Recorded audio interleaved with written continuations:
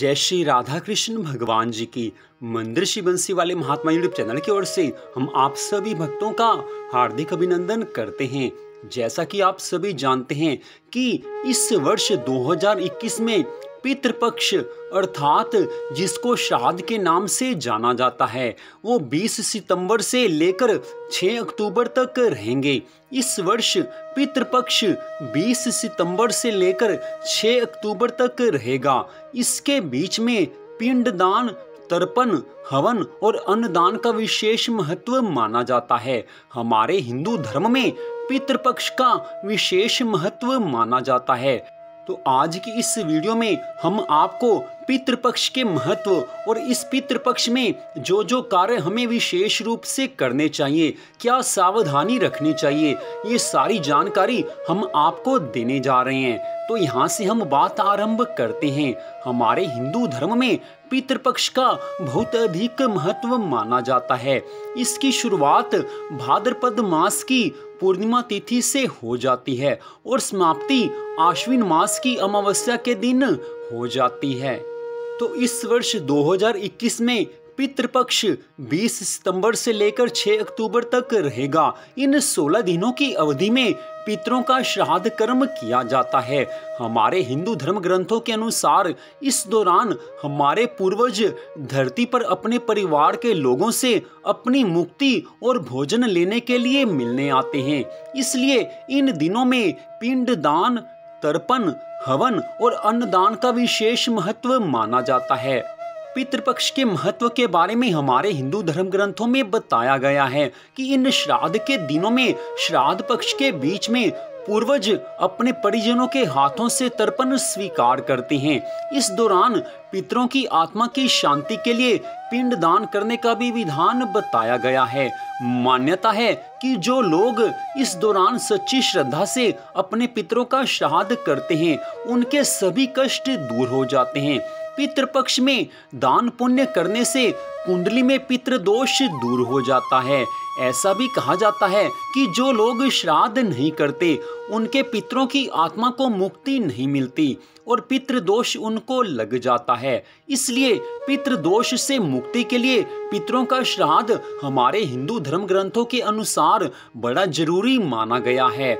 हमारे हिंदू धर्म ग्रंथों के अनुसार अगर जो मनुष्य अपने पितरों के लिए श्राद्ध करता है तो उसके पितर उस पर प्रसन्न होते हैं और उनकी प्रसन्नता से घर में सुख शांति आनंद आते हैं। जिस प्रकार भगवान की कृपा से जीवन सुखी होता है, ठीक वैसे ही हमारे पितरों की कृपा से हमारे जीवन में सुख शांति आते हैं। हमें इस धरती पर लेकर आने वाले हमारे पितृगण ही हैं, इसलिए पितरों का श्राद्ध करना बड़ा अनिवार्य माना गया है। तो अब हम आपको बताने जा रहे हैं कि इन श्राद्ध के दिनों में अर्थात पितृपक्ष के दिनों में श्राद्ध करने के समय किन किन बातों का विशेष रूप से ध्यान रखना चाहिए। तो ये सारी जानकारी अब हम आपको देने जा रहे हैं। तो सबसे पहले बात आती है कि हमारे हिंदू धर्म ग्रंथों के अनुसार, शास्त्रों के अनुसार बड़े पुत्र और सबसे छोटे पुत्र को श्राद्ध करने का अधिकार है। इसके अलावा विशेष परिस्थिति में किसी भी पुत्र को श्राद्ध करने का अधिकार हो जाता है। पितरों का श्राद्ध करने से पूर्व स्नान अवश्य करना चाहिए और स्वच्छ वस्त्र धारण करने चाहिए। इसके पश्चात श्राद्ध कर्म में पूरी श्रद्धा से ब्राह्मणों को तो दान दिया ही जाता है।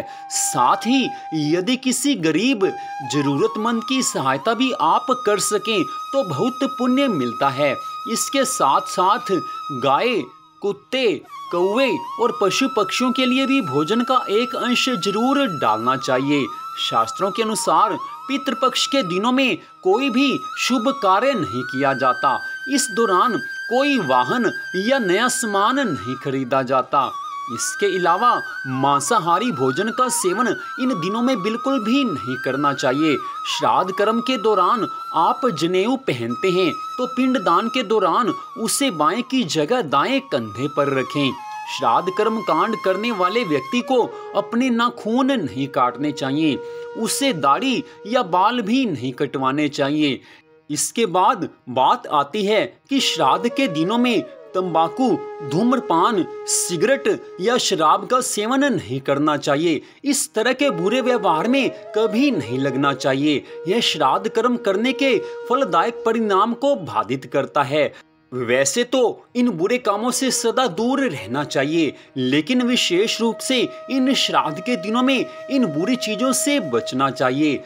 हमारे हिंदू धर्म ग्रंथों के अनुसार ऐसा माना जाता है कि पितृपक्ष के इन दिनों में पितृ किसी भी रूप में मनुष्य के घर में आते हैं, इसलिए इन दिनों में किसी भी पशु या इंसान का अनादर नहीं किया जाना चाहिए, बल्कि अपने दरवाजे पर आने वाले किसी भी प्राणी को भोजन दिया जाना चाहिए और उनका आदर सत्कार करना चाहिए। न जाने पितृ किस रूप में आ जाएं।